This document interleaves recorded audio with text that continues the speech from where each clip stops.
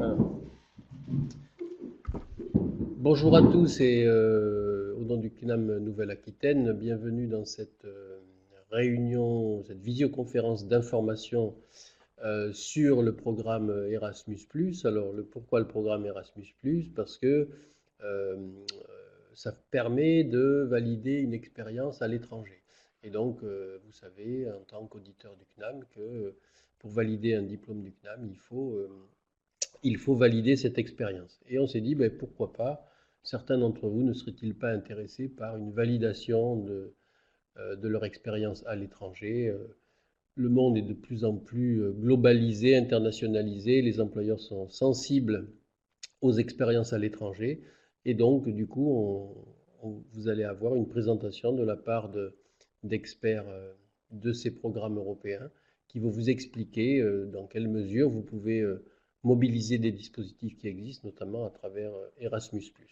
Voilà, écoutez, je vous souhaite une bonne découverte de ces dispositifs et à bientôt au CNAM. Bonjour, bonjour et bienvenue. Alors, voilà, nous sommes tous les deux membres d'une association qui s'appelle Evalue, qui est une association qui regroupe des évaluateurs du programme Erasmus. Et donc, on est venu vous parler, non pas trop du détail d'Erasmus, sa philosophie, etc. On est venu essayer de voir avec vous ce que ça peut apporter, ce que peut apporter une expérience à l'étranger et de quelle manière, éventuellement, on peut s'y préparer.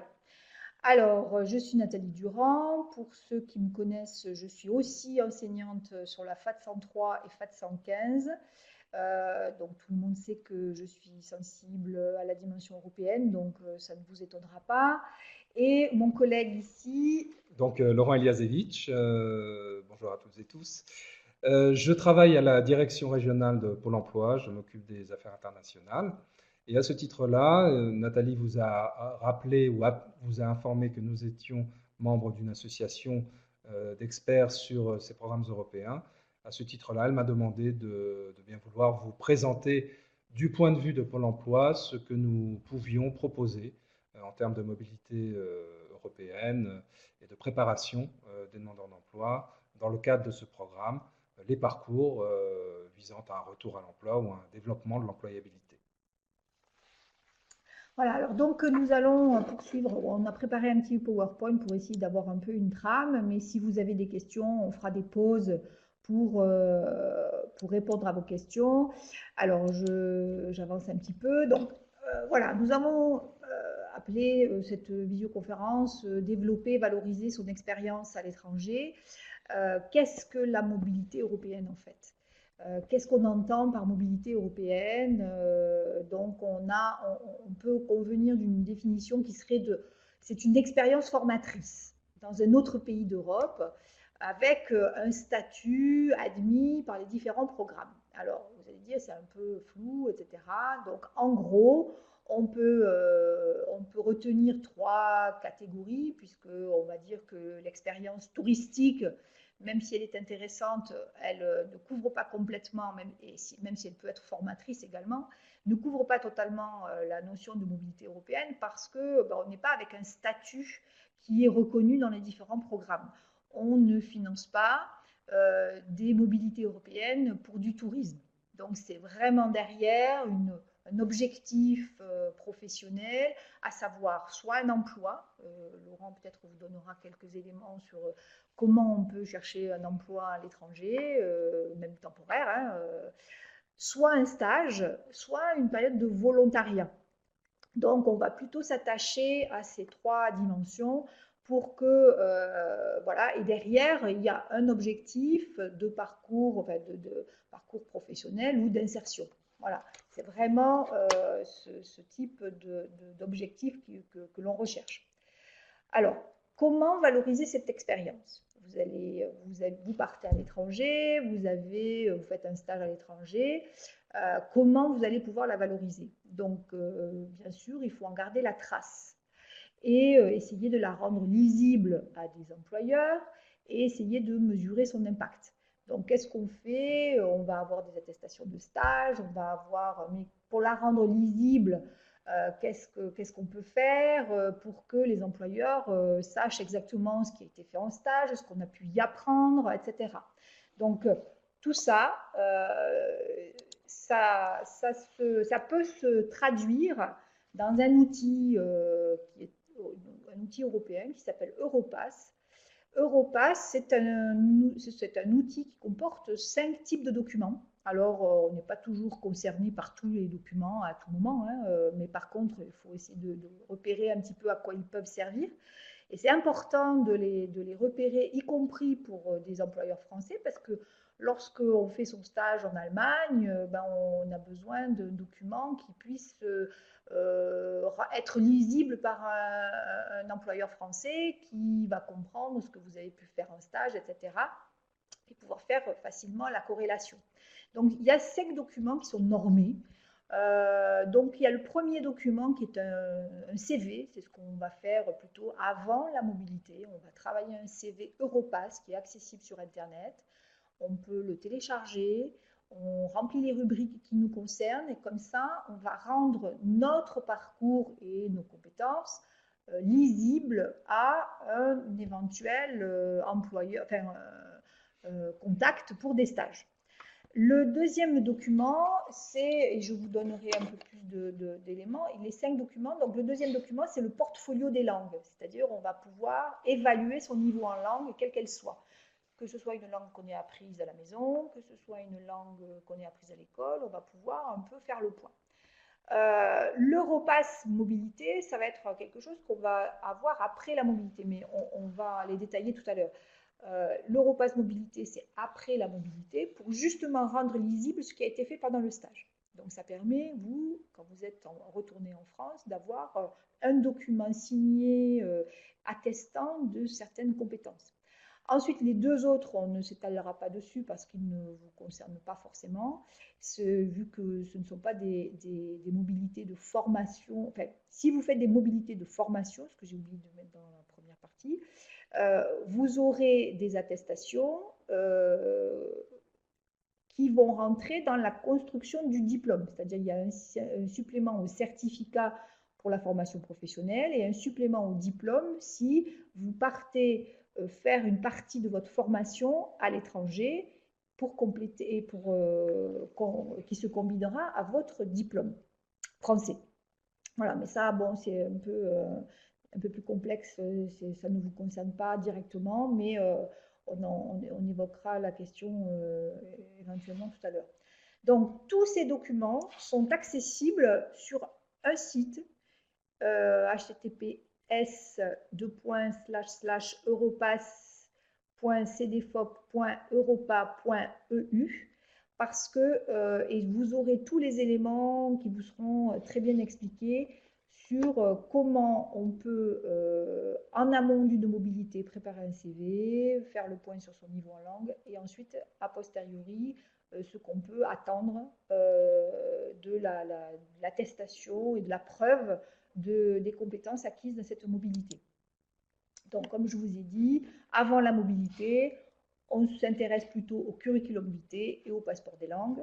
Et après la mobilité, alors ici pour le passeport des langues, vous avez des niveaux qui sont décrits et à vous de vous auto-évaluer pour essayer d'identifier à quel niveau vous vous situez. Comme ça, dans votre CV, vous pouvez afficher que vous avez atteint telle capacité. Voilà, donc ça permet de aussi à tout moment, même si ce n'est pas dans le cadre d'une mobilité, c'est quelque chose qui est accessible à n'importe quel professionnel qui peut évaluer éventuellement tous les niveaux de toutes les langues qu'il peut connaître. Parce qu'on peut aussi avoir des compétences en langue acquises dans la famille et on peut essayer on peut s'auto-évaluer et savoir, ou même les avoir acquis à l'occasion de plusieurs séjours touristiques dans un pays. Ça, par contre, ça peut être tout à fait évaluable. Peut-être, juste si on peut revenir. Oui, pardon. Peut-être ce qui convient de préciser, Nathalie, sur cette grille d'auto-évaluation linguistique, c'est l'intérêt de cette grille est que les carrés que vous avez sont remplis en fait de situations très concrètes. C'est-à-dire qu'à chaque niveau, la première colonne indique comprendre, lire, écrire, parler à chacun de ces verbes d'action correspond donc des colonnes avec des niveaux différents, et l'illustration de chacun de ces niveaux repose sur des situations très concrètes. Donc nous n'allons pas développer ici, mais simplement nous vous engageons vraiment à aller voir cette grille, parce qu'elle va vous permettre vraiment de vous situer par rapport à vos compétences linguistiques. Merci. Donc, pendant ou après la mobilité, on va mobiliser l'Europass Mobilité. C'est une sorte de fiche, de rapport de stage qui est normé aussi, qui permet un peu de noter les savoirs et les compétences qui ont été acquis dans un autre pays, dans la situation de stage. Le supplément au certificat, ça va décrire les savoirs et les compétences acquises dans le cadre de la formation qui a été réalisée à l'étranger. Et le supplément au diplôme, c'est également les savoirs et les compétences acquis dans le cadre d'un diplôme de l'enseignement supérieur. Donc, les deux derniers ne nous concerneront pas directement, mais par contre, l'Europass Mobilité, qui est à l'issue d'un stage, doit être demandé, élaboré en partenariat avec la structure qui doit vous envoyer dans votre stage Erasmus. Est-ce que vous avez des questions? Pour pouvoir accéder aux questions, vous avez un petit module conversation qui vous est proposé. Et si vous n'avez pas de questions, nous allons continuer. Alors, maintenant, on va passer un petit peu plus concrètement au programme Erasmus. Tout d'abord, il faut savoir, et c'est aussi une des raisons pour laquelle on a fait cette visioconférence d'information c'est que le programme Erasmus est en train de fêter ses 30 ans. Et oui, voilà, en 1987, le programme Erasmus, qui concernait essentiellement les étudiants, a permis de faire une partie de leurs études à un certain nombre d'étudiants.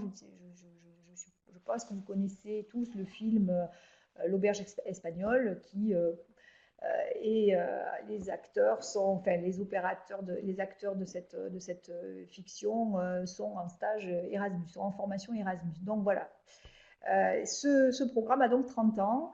Dans les années 90, l'Union européenne a développé plusieurs autres programmes à caractère éducatif, notamment pour permettre les échanges entre différents types d'apprenants, les professionnels, les apprentis, etc. Au-delà des étudiants, au départ c'était uniquement les étudiants en université, avec le statut étudiant, et puis dans les années 90-2000, on a développé d'autres programmes scolaires pour toucher un plus grand nombre et permettre la mobilité à un plus grand nombre. Et en 2014, le programme qui s'est appelé Erasmus+, a regroupé tous les programmes anciens précédents. C'est-à-dire maintenant, Erasmus+, ne touche pas que les étudiants. Et ça, c'est pour ça qu'aussi on tenait à faire cette information aujourd'hui. Ça ne touche pas que les étudiants. Ça touche un grand nombre d'acteurs et d'apprenants, que ce soit des professionnels, des apprentis, etc.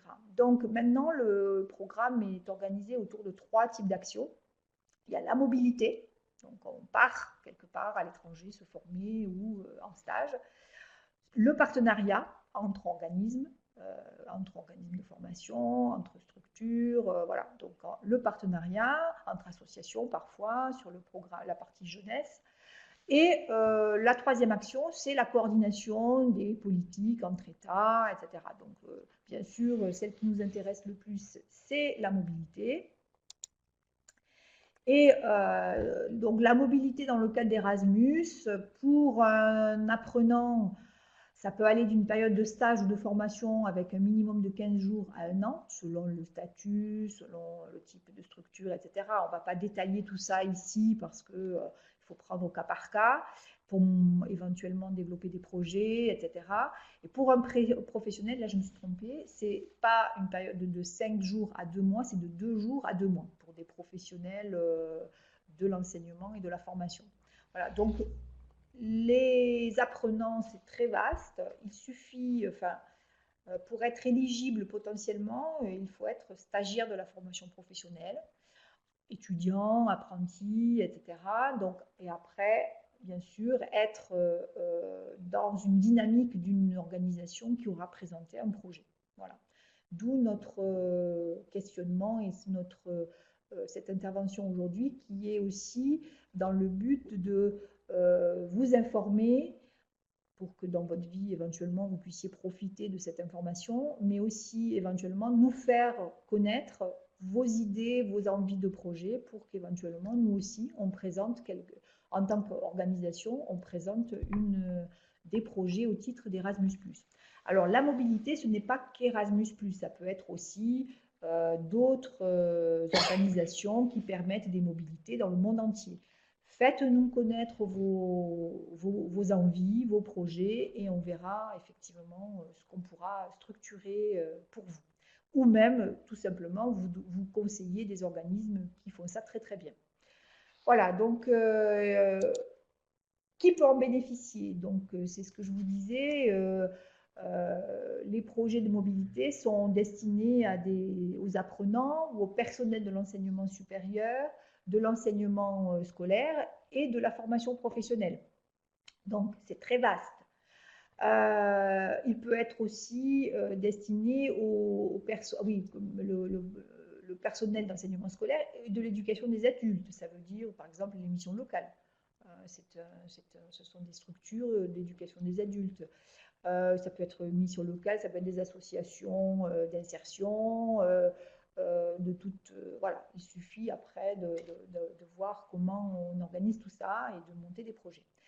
Ça peut être des masters, il peut y avoir des prêts, pour les partenariats stratégiques, pour là ça vous concernera un peu moins, c'est pour les organisations, mais peut-être que parmi vous, vous travaillez dans un organisme de formation qui peut très bien avoir envie aussi de développer la dimension européenne dans son activité et de développer des partenariats. Enfin voilà, toute une gamme un peu technique hein, d'accès, mais on va essayer d'être un peu plus concret à partir de maintenant. Donc, est-ce que vous avez des questions? Pas de questions. Moi, j'en ai pas. Donc, voilà, on continue. Alors, voilà, on s'est dit que peut-être en pouvant un peu témoigner de ce qui peut être fait si vous êtes demandeur d'emploi, si vous êtes salarié, si vous êtes apprenti, si vous êtes étudiant, si vous êtes un enseignant, d'essayer d'un peu décrire ce que ça peut être une mobilité pour ces publics-là et pour essayer de voir si ça peut vous concerner et effectivement avancer un peu sur cette idée de partir à l'étranger. Donc je vais arrêter mon partage d'écran et je vais mettre ton truc.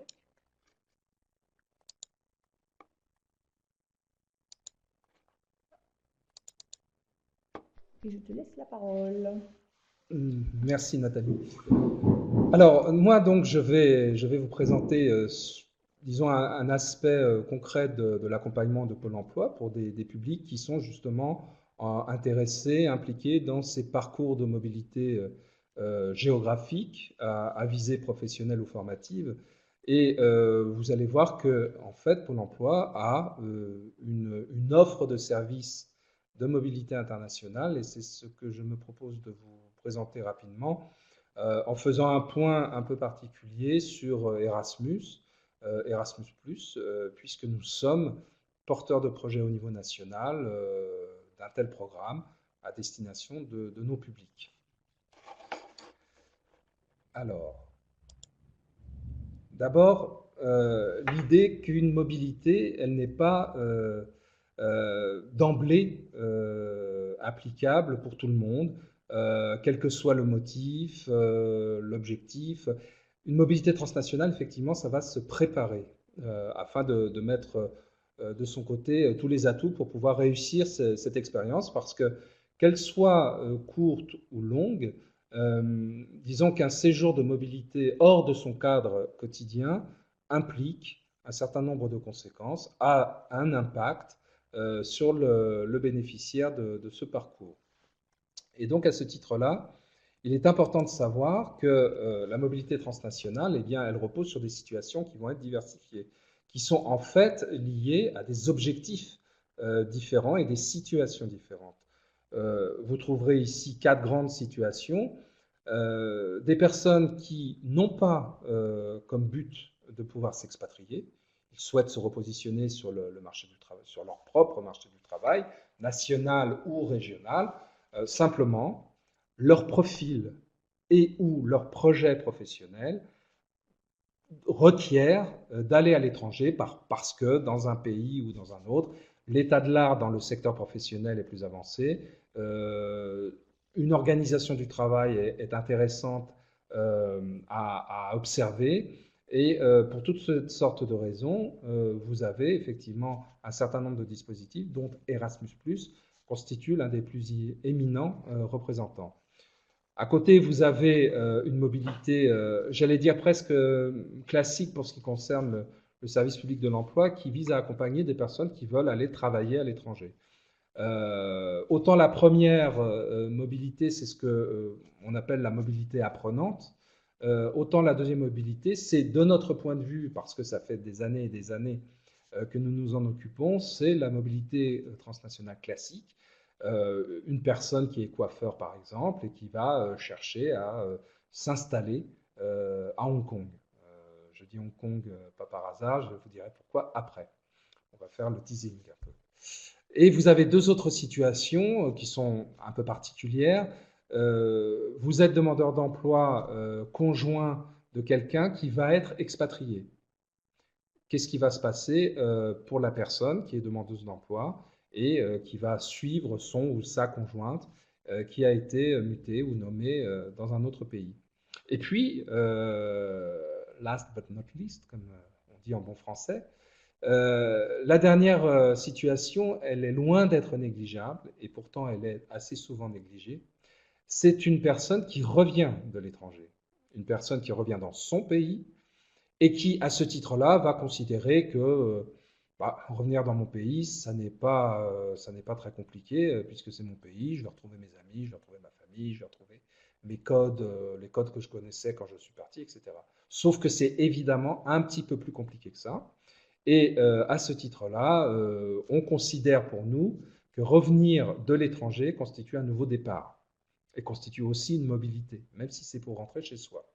Et donc, c'est que ce sont des choses qui sont importantes à prendre en compte, notamment pour cette valorisation de la mobilité en vue du parcours futur de la personne. Du coup, je ne vais pas m'appesantir là-dessus, mais c'est simplement pour vous montrer que cette préparation de la mobilité internationale, lorsqu'on n'a pas l'habitude, lorsqu'on ne l'a jamais pratiquée, qu'on se dit que peut-être ce serait intéressant de le faire, ou bien au contraire pour laquelle on a des craintes, eh bien ça repose beaucoup sur les représentations qu'on peut avoir par rapport à cette mobilité. Et je vous ai mis là un certain nombre j'allais dire, de phrases un peu toutes faites, de préjugés, de pensées magiques, si j'ose dire, qu'on a sur la mobilité, et qui vont, à un titre ou à un autre, parasiter la décision de la personne et le succès de la personne pour ce départ à l'étranger. Et c'est sur ce plan-là qu'il est intéressant et important de travailler pour bien voir ce que la personne a comme représentation avant de s'engager dans un tel parcours. Donc, je ne vais pas plus développer que ça, mais sachez que c'est un facteur très important en termes de préparation à un parcours de mobilité, les représentations que l'on se fait de l'étranger, de cette mobilité dans un autre pays. D'où un certain nombre de questions qui vont se poser et qu'on traite à Pôle emploi avant de s'engager dans un parcours de mobilité transnationale. Je l'ai mis à droite, mais j'aurais pu commencer par lui. Ai-je un projet professionnel pertinent? Du point de vue de Pôle emploi, et c'est valable aussi pour Erasmus+, donc pour des stages, est-ce que le projet professionnel de la personne va gagner à s'inscrire dans une démarche de mobilité à l'international, européenne ou internationale, y compris dans le cadre d'une mobilité qui peut être courte, comme dans le cadre d'Erasmus, par exemple. Alors, pour deux raisons. Il y a une raison budgétaire, c'est-à-dire que, évidemment, on ne peut pas ouvrir les vannes à tout le monde du fait que l'on n'a pas énormément de bourses de mobilité dans le cadre d'Erasmus, mais surtout aussi, toujours dans ce souci d'assurer un succès de ce parcours de mobilité, de travailler vraiment sur le projet. Est-ce que ce projet va vraiment gagner en termes de retour à l'emploi ou de développement de son employabilité? Est-ce qu'il va vraiment gagner à s'inscrire dans une démarche de mobilité? Ce n'est pas forcément évident, c'est même loin d'être évident. Deuxième question, suis-je personnellement prêt à bouger à l'étranger? C'est-à-dire, je peux avoir un projet tout à fait intéressant, mais est-ce que moi-même, et je fais le lien avec les représentations dont je parlais tout à l'heure, est-ce que personnellement, je suis prêt, j'ai conscience de ce que ça veut dire en termes de code culturel, en termes de laisser mon environnement quotidien, ce que ça veut dire de partir. Donc, il y a le projet professionnel, il y a la préparation personnelle en tant que telle. Troisième question, suis-je conscient des conséquences pratiques d'une mobilité à l'étranger? C'est-à-dire, alors c'est moins prégnant pour des parcours Erasmus, parce que ce sont des parcours qui, en tout état de cause, impliquent un retour dans son pays, pour des séjours qui sont en général moins longs que dans une mobilité classique. Cela étant, il peut y avoir un certain nombre de conséquences administratives, financières, de protection sociale, qu'il s'agit de prendre en compte, ou en tout cas dont il faut avoir conscience. Et enfin, suis-je au courant des techniques de recherche d'emploi adaptées? Là, c'est plus alors pour une mobilité classique, pour des personnes qui vont chercher un emploi en tant que tel à l'étranger. Donc vous voyez déjà, il y a peu de questions finalement, mais très importantes et qui vont ouvrir un certain nombre de tiroirs chacune. Et c'est ces tiroirs-là que les conseillers de Pôle emploi sont habilités à traiter avec quelqu'un qui est un demandeur d'emploi qui veut travailler ou partir se former à l'étranger.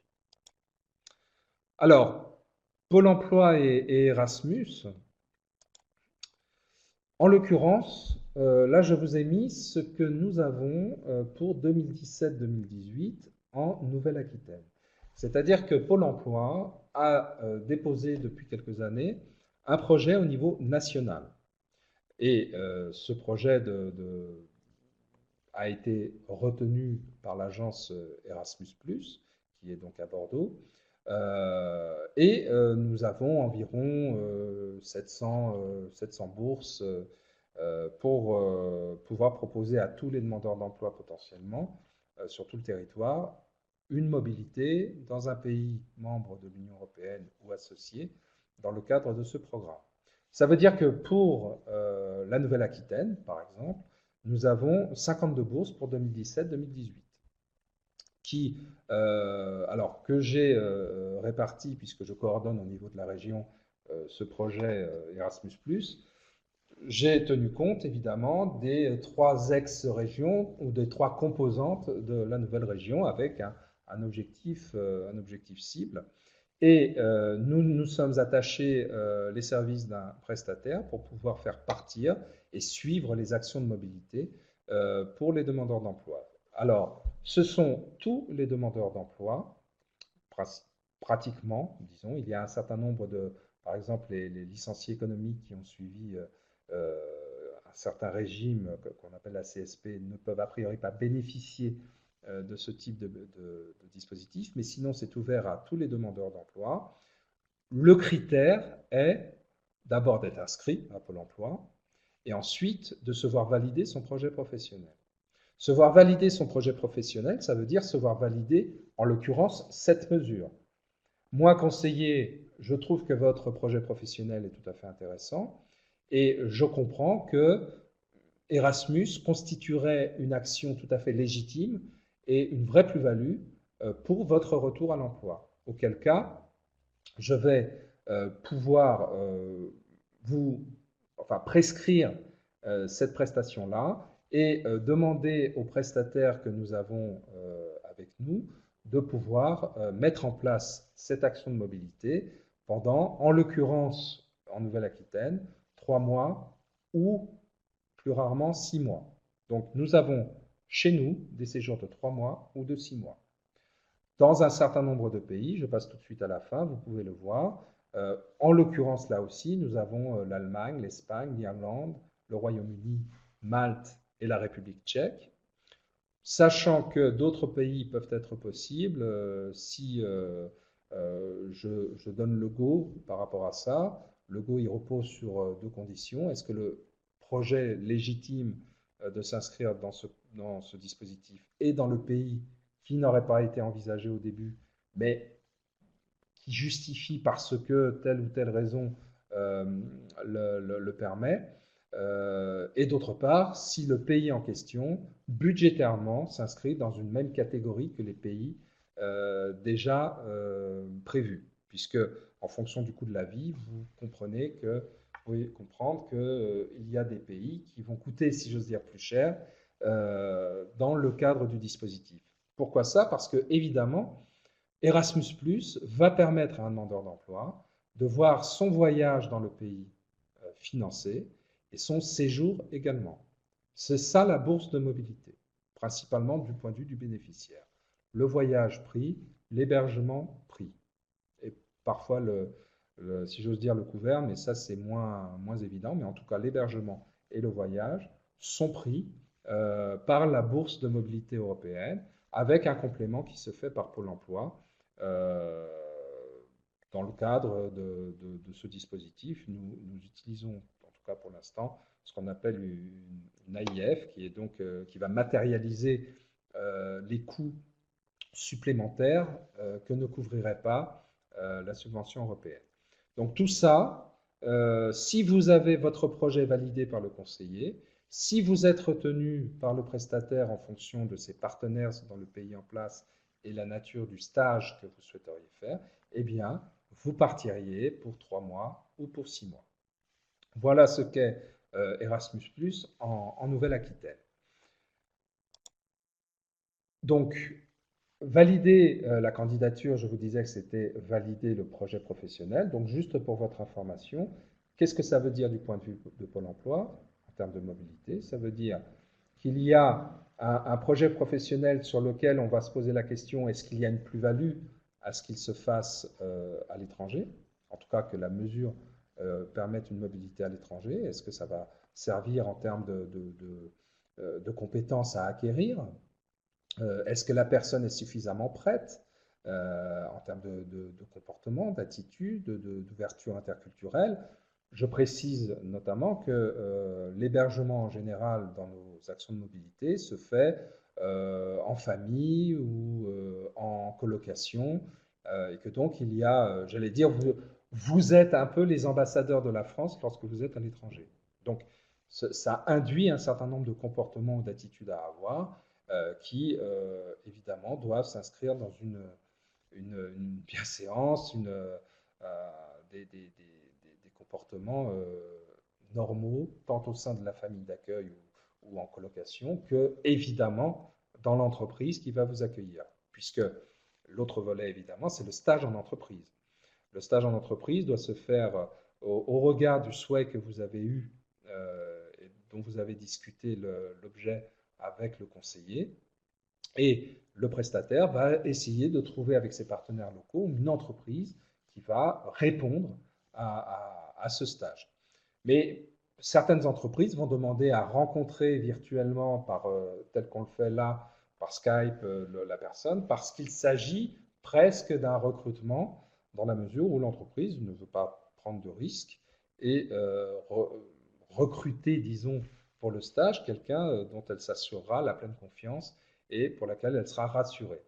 Et vous aurez évidemment un tuteur également en entreprise, et ce qui vous permettra pendant ces mois de pouvoir atteindre l'objectif que vous vous étiez fixé et que vous avez formulé avec votre conseiller. Voilà, donc c'est principalement ceci que je voulais vous dire. Je voudrais terminer avec un certain nombre d'outils que nous utilisons pour accompagner les bénéficiaires d'une mobilité. Donc, nous avons principalement des équipes, ce qu'on appelle des équipes mobilité internationale, qui sont au nombre de 7 dans toute la France, qui sont dans 7 régions, qui sont des équipes en gros d'une dizaine de conseillers.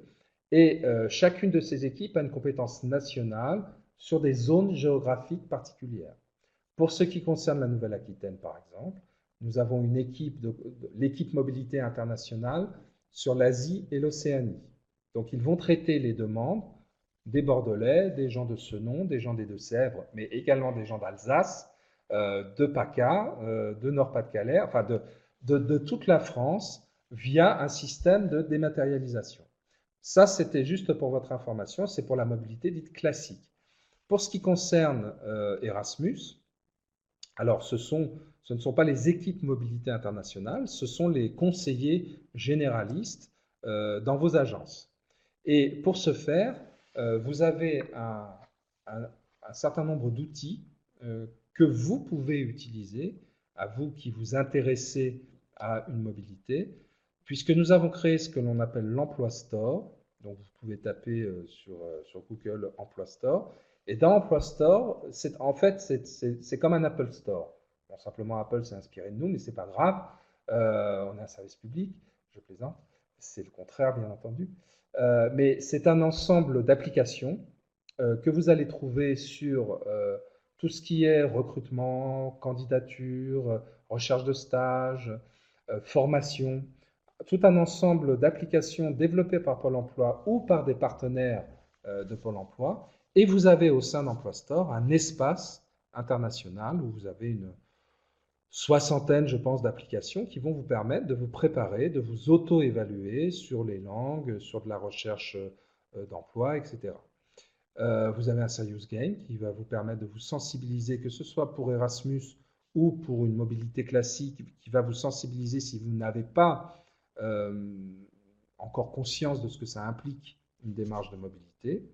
Et puis, vous avez un certain nombre d'autres dispositifs, comme le réseau EURES, c'est-à-dire le réseau des services publics de l'emploi en Europe, qui va vous donner des informations sur les conditions de vie et de travail dans les différents pays, sur les possibilités de se former, un certain nombre d'offres d'emploi, de stages, la possibilité de mettre des CV en ligne, et puis tout le travail des équipes mobilité internationale. Je terminerai en vous disant que du point de vue de la Commission européenne, enfin de l'Union européenne, vous avez tout un ensemble de dispositifs, de programmes, de sites intéressants qui, en fait, vont vous permettre à un titre ou à un autre de retrouver un certain nombre d'aides à la mobilité, de sites d'offres ou de stages, d'emplois, de possibilités de mettre votre CV en ligne, d'informations sur des formations qui se font dans les autres pays. Et puis, et Nathalie en avait parlé auparavant, tout ce qui concerne la valorisation de ces périodes de mobilité avec Europass, mais avec d'autres aussi dispositifs en fonction de votre situation. Voilà, j'en ai terminé sur la présentation de ce que fait Pôle emploi sur l'offre de services international, sur Erasmus. Si vous êtes intéressé, donc, pour certains qui seraient demandeurs d'emploi, par un Erasmus, je vous invite à vous entretenir avec votre conseiller au sein d'une agence Pôle emploi, votre conseiller de l'agence dans laquelle vous de résidence, et cette personne devrait pouvoir vous renseigner sur les procédures à mettre en œuvre pour en faire partie. Merci à vous. J'aurais une question. Est-ce qu'il y a une limite d'âge dans l'accès à vos... Alors, on va effectivement mettre fin à une idée reçue, c'est-à-dire qu'il n'y a pas de limite d'âge dans le cadre d'Erasmus+. Alors, simplement, on considère quand même qu'il faut être majeur. Voilà. Mais sinon, ce qui compte pour nous, c'est le projet professionnel. C'est vraiment ça, j'allais presque dire le critère de droit et de fait, indépendamment d'autres règles qu'il s'agit d'avoir pour pouvoir partir dans un certain nombre de pays. Mais disons, le premier critère pour pouvoir bénéficier au sein du dispositif de Pôle emploi ou du point de vue de Pôle emploi, c'est le projet professionnel. Voilà. Et donc, à part le fait d'être majeur, il n'y a pas de critère d'âge. Je profite aussi parce que peut-être il peut y avoir des questionnements là-dessus, sur l'indemnisation. En fait, un demandeur d'emploi qui va partir dans le cadre d'Erasmus+, conserve son indemnisation s'il est indemnisé. S'il n'est pas indemnisé, c'est-à-dire son allocation de retour à l'emploi, simplement elle va se transformer en allocation de retour en formation, AREF. L'ARE devient l'AREF. Et pour ceux qui ne sont pas indemnisés, ou plutôt qui ont une indemnisation Pôle emploi, j'allais dire, c'est ce qu'on appelle la RFPE, eh bien, la personne conserve, dans le cadre de son séjour, cette indemnisation. La seule chose, c'est que le conseiller doit avoir pour souci que la personne conserve ses droits justement à indemnisation pendant le séjour à l'étranger. C'est-à-dire qu'on ne veut pas que la personne se retrouve sans droit alors qu'elle est à l'étranger. Donc ça, c'est une chose qu'il faut voir avec le conseiller, mais sinon, l'indemnisation ne s'arrête pas parce que la personne partirait dans le cadre d'Erasmus. Voilà, je pense que c'était important à préciser. Et une autre question, est-ce que vous préparez à Europass? Est-ce que vous aidez, vous accompagnez les demandeurs d'emploi à préparer un CV Europass? Alors, non, alors on parle effectivement dans le cadre d'ateliers ou d'ateliers d'Europass. Hein. On a un atelier qui s'appelle Travailler à l'étranger, pourquoi pas. Et dans ce cadre-là, il y a effectivement, ou s'organiser pour travailler à l'étranger aussi, on va évoquer cette modalité. On ne va pas spécialement, si vous voulez, faire par exemple un atelier, comment préparer à Europass, comment le remplir, non. Mais en revanche, il va y avoir un accompagnement sur l'existence d'Europass, sur ce que c'est, sur ce que ça permet d'avoir. D'accord. Merci, tu as fini? Oui, c'est bon. Je change donc et je vais reprendre le document précédent, qui ne devrait pas être non plus très long. Voilà, donc effectivement, on a eu l'information sur les demandeurs d'emploi. On peut aussi partir en mobilité, bien sûr, avec un accord de l'employeur. On peut très bien être dans un projet en tant que salarié, on est en formation, il y a un stage à faire. On peut aussi partir en tant que salarié. On peut aussi partir en tant qu'apprenti ou quand on est en alternance. Bien sûr, si on est étudiant, si on a le statut étudiant, mais ça, c'est connu depuis de longues dates, ou bien si on est un enseignant. Et oui, les enseignants peuvent avoir envie de partir en mobilité européenne plus courte, bien sûr, parce que ils peuvent avoir envie de découvrir des nouvelles techniques qui se pratiquent dans d'autres pays européens, d'échanger avec des homologues, de peut-être même former, d'intervenir en tant que formateur ou enseignant chez un partenaire européen. Vous voyez l'ensemble des activités possibles avec Erasmus+, et plus généralement ce que peut recouvrir la notion de mobilité est très vaste. Et c'est quelque chose qui peut être effectivement à réfléchir. Donc, je suppose qu'il n'y a pas de questions. Donc, où on s'informe pour le programme Erasmus+, ben, c'est très simple. Vous tapez http://www.agence-erasmus.fr. L'agence Erasmus, pour les Bordelais chanceux, l'agence nationale est basée à Bordeaux. C'est pas quelque chose qui c'est forcément, on pense que les choses sont toutes à Paris. Pas du tout. L'agence nationale est à Bordeaux, 24 quai des Chartrons, 25 bis quai des Chartrons. Oui, 24, 25, non, c'est pas 25 Ah bis. bon? Ouais. Moi, je pensais que c'était Bon, 25 bis, 25 mais bon. bis, alors quai des Chartrons, en tout cas, vous ne vous tromperez pas. Il y a le drapeau français, le drapeau européen, donc vous les trouverez sans problème. Alors, pour ceux qui seraient intéressés par un projet de mobilité, bien sûr, nous n'avons pas de bourse au CNAM qui permettrait de partir au mois de février. Donc, nous avons effectivement des possibilités. Comme vous l'avez vu, vous avez, selon votre statut au CNAM, vous pourrez peut-être bénéficier des bourses de Pôle emploi. Mais vous savez, il existe aussi d'autres organismes qui peuvent vous aider à partir en mobilité. Mais la première étape, c'est d'avoir un projet et de le faire connaître. Donc pour l'instant, au CNAM, nous ne proposons pas de bourse, mais c'est quelque chose que nous creusons, à laquelle nous réfléchissons pour justement arriver à proposer nos propres bourses avec des projets dans le cadre des formations qui sont dispensées sur toute Nouvelle-Aquitaine et de pouvoir justement offrir cette possibilité. Bien sûr, ce sera comme pour Pôle emploi, la nature du projet qui fera l'intérêt. Mais pour ça, si on ne sait pas ce dont vous avez envie, si on ne connaît pas vos projets, on ne pourra jamais développer quoi que ce soit. Donc, soit on peut vous orienter vers des organismes qui pourront vous aider dans votre mobilité, soit dans les années à venir, si votre formation doit s'étaler sur plusieurs années, peut-être de construire quelque chose qui vous permettra de partir à l'aide du CNAM. Voilà, nous vous remercions pour votre attention. Nous sommes ravis d'avoir partagé cette petite heure avec vous, en espérant que nous vous avons apporté des éléments qui vont peut-être qui vont vous permettre de tirer les fils et de faire avancer cette idée de mobilité européenne sans en avoir peur, mais bien sûr tout en restant conscient que c'est quelque chose qui peut être un peu complexe, mais qui n'est pas impossible.